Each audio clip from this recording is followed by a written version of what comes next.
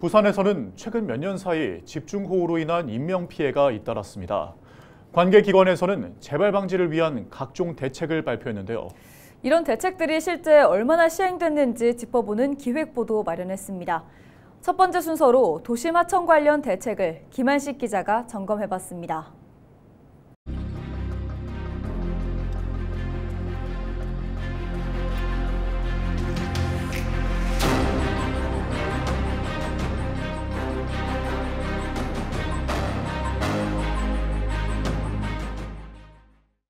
(119) 구조대원들이 하천 일대에서 수색 작업을 벌입니다. 지난해 9월 20일 부산 온천천 실종자 수색 현장입니다. 이보다 앞선 7월에는 사상구 학장천을 지나던 60대 여성이 참변을 당했습니다. 집중호우로 수위가 급격하게 높아지면서 사고로 이어진 겁니다.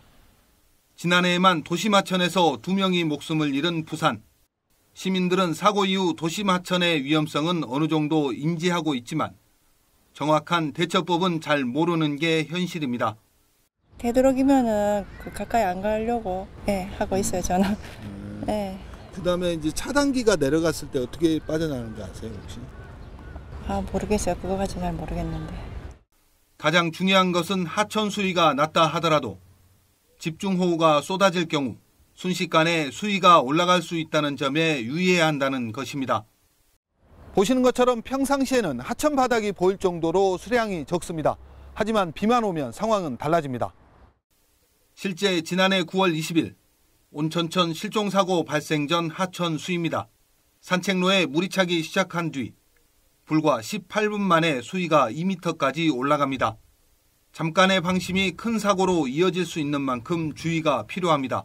발목 정도 물살만 돼도 장마철에는 이게 물살이 되게 세서 떠내려가실 수가 있거든요. 그리고 하류로 특히나 떠내려간다든가 물살이 너무 세서 익사할 수 있기 때문에 절대 하천으로 가시지 않는 게 중요하고요. 이미 급류가 생겼다면 이제 119에 신고를 하시고 고지대로 일단 빠르게 대피를 하는 게 필요할 것 같습니다. 사고 이후 부산시는 제각각이었던 하천 통제 기준을 호우경보 발령 또는 노면 수위 15cm로 통일했습니다. 또한 비상용 차단시설과 대피시설도 늘렸습니다. 전 산천로 진출입 차단시설을 기존에 170개에서 290개 정도로 확충을 했고요. 인명구조함을 117개 정도 설치를 했고 안내 표지판을 400여 개 신규로 설치하는 등. 하지만 부산 지역 전체 50개 하천 507개 출입로 가운데 차단시설이 설치된 곳은 289곳에 불과합니다.